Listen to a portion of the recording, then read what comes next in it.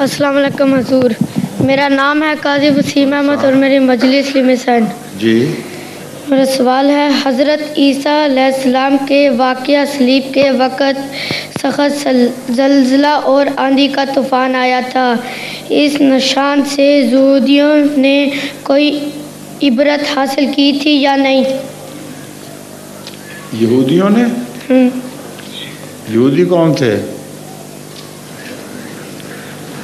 جو حضرت موسیٰ کو مانتے تھے، ٹھیک ہے نا؟ حضرت موسیٰ کو ماننے والوں پر اور فرعون کے ماننے والوں پر مختلف قسم کے عذاب یا نشانات ظاہر ہوئے ہیں۔ جہاں تک فرعون کا تعلق ہے، قرآن سے پتہ چلتا ہے انہوں نے فائدہ نہیں اٹھایا۔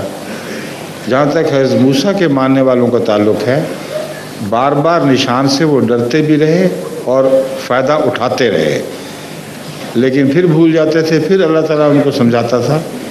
آخر ایک وقت ایسا آیا کہ لمبے عرصے تک یہود میں پھر توحید مضبوطی سے قائم ہو گئی۔ تو یہود میں جو نشانات دکھائے گئے ہیں ان کا ضرور کچھ نہ کچھ فائدہ پہنچتا رہا ہے۔ جو فرعون کی قوم کو یعنی دشمن قوم کو نشان دکھائے گئے، اس کا ان کو فائدہ نہیں پہنچا، تبھی وہ غرق کیے گئے۔